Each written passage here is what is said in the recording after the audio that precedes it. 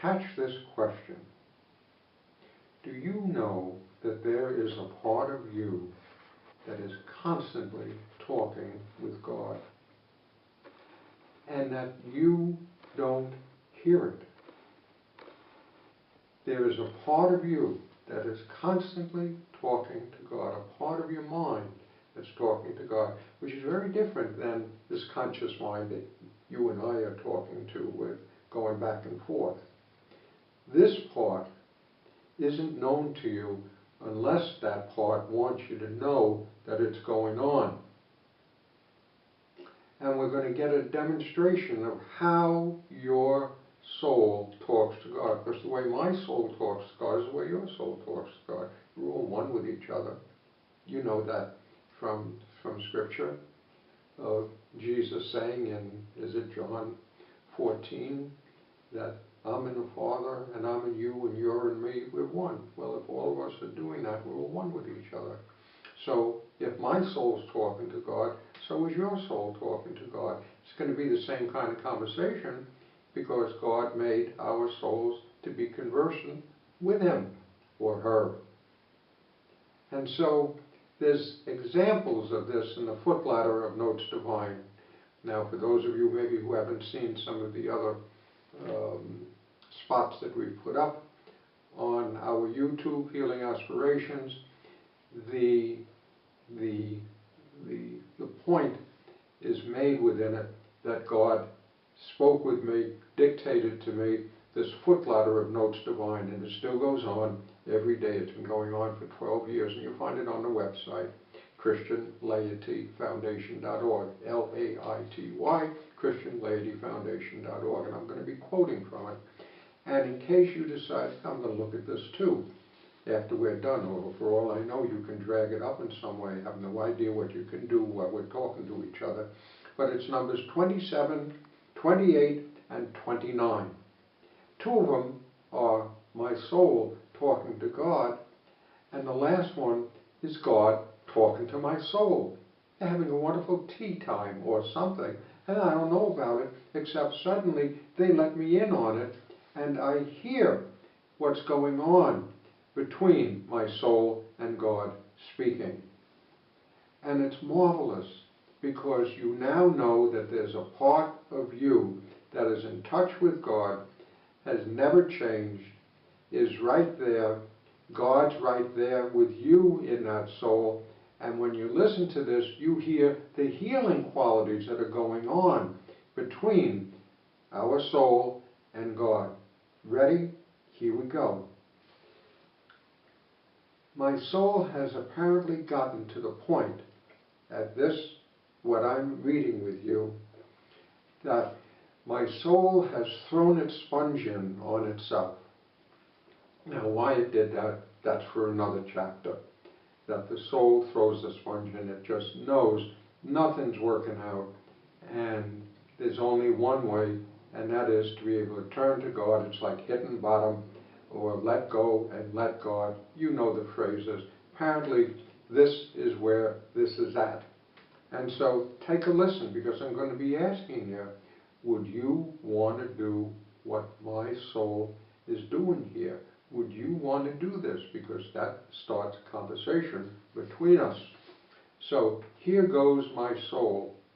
O Lord, make of me a servant bee. Make of me a servant, but uses Old English. Make of me a servant bee. Make of me a servant bee, bowed to you in paused await, P-A-U-S-E-D, paused await. Make of me a servant bee, bowed to you in paused await. Now, what are you going to do with that one? Are you ready to say to God, make of me a servant to you? Now, servants do what the bosses say. They're not going by themselves, unless maybe they'll have a suggestion for the boss. But who's in charge? It's the boss. And here's my soul saying to our boss, make of me a servant bee, bowed to to you in pause to wait. Are you comfortable with bowing to God? Here you are, my beloved Creator. Here, help me to be able to bow. You comfortable with it? You comfortable with giving it over? It's required. It is necessary in order for healing and salvation to take place. This is necessary. And maybe you're not there. Well, then what are we going to do it if you're not there? Well, there's one of two things that you would pray at this point. Lord, did you hear this thing here? Make of me a servant be, bow to you in paused await. I got some troubles with that, please. And I don't know what to do with it. I just know it makes me uneasy. Good praying. That's enough. God can take it with you. Because if this is where you got to stop, God, if he wants you to go forward further, has got to get you from the stop into go. Or God is going to say, we'll work on this, and you put down number 27 for another time, because he's got to clear this area first, and he starts this working with you. So if you're uncomfortable with the idea of being a servant to God, that you're in a pause, you're awaiting him, you're paused, not doing anything. Now, got to turn off television. No listening to, no, put the book down. Don't be distracted with your thoughts, or whatever. All those things interfere with being in pause, or waiting for God. And so you need to make that decision. And it's okay if you say, sorry, Charlie, I'm going away from number 27 because I'm uncomfortable. That's perfectly okay. We'll see it another time. You'll come back at God's timing of when you would come back. But if you're going forward because you're safe with it, fine. Let's move forward. We'll go again. O Lord, make of me a servant be, bowed to you in paused await. Next sentence. In holy ground I step, awakened to what thee want. In holy ground I step. In holy ground I step.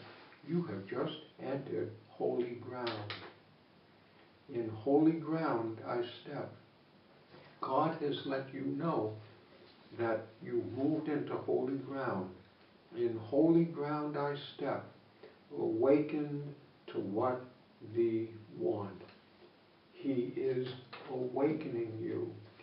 That is holy ground. When God responds to this, no matter what, and I don't know what he's going to show you, I don't know what your issues are, but when God says to you, in holy ground, I'm sorry that when you're saying to God, when your soul is saying to God, in holy ground I step, awakened to what thee want, God has moved.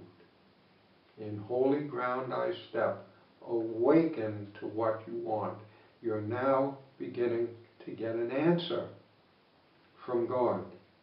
The answer is coming, because you said that you're game and you're going with this. Next sentence. Wouldst of me you declare. Wouldst of me you declare. You're going to declare about me, but it's in poetry. Wouldst of me you declare of upholdings true, that you're waiting because God is telling you what he is going to uphold in you for your well-being. I'll give you the sentence again, because you're getting used to this beautiful poetry, that he's saying, or difficult poetry if you want. I know I have my troubles with poetry too. However, we're going forward, we're making it. In holy ground I step, awaken to what thee want. Wouldst of me you declare upholdings true. You're going to let me know what to believe. Of declarations dispense. You're going to make declarations to me, you're dispensing them, and here's the final part of that. Through grandeur cleansed. Now let me give you that whole sentence again. Wouldst of me, go ahead and do it, Lord, wouldst of me. Wouldst of me you declare upholdings that are the truth, that you want me to know. And you're going to give me declarations, statements, which will help me through grandeur cleansed. And I'm going to spend time on grandeur cleansed. Grandeur cleansed means that God has cleaned away the view of yourself so you can see your grandeur. There is a grandeur that you have. You're God's child, made in God's likeness and image. There is this grandeur that your soul is. And so the healing that your soul now is willing to undertake is to have the grime cleaned off from itself, the grime cleaned off from your identity, which has been hidden by that grime, by God clearing it away. And at that point, the real you, whatever God is dispensing to you at that moment, becomes clear. You're comfortable with it, because this is our souls talking to God. Now, I'll give it to you once more in order for you to hear this thing in its fullness. O Lord, make of me a servant be, to be a servant. Bow to you in paused await. In holy ground I step, awakened to what thee want, to what you want. Wouldst of me, wouldst for me, you declare the upholdings true, and dispense the declarations that I'm ready to be able to receive by simply clearing away the grit and the grime that's blocking it, which I have done with it. Do you follow the reasoning of this? That you're going to get a cleansing, that's all. God's not going to deliver something to you. You already got it. You are His beloved creation. He didn't take it away. It's that you've been thinking things which take you away from what God has done with you. And God is telling you now, when He begins these statements, these discussions with your soul, He begins these things with this cleansing process to begin the awakening. Well, we're going to go into now the step 2, the second segment of this continuing video, and we will pick up next with the questions now that you're going to have with God.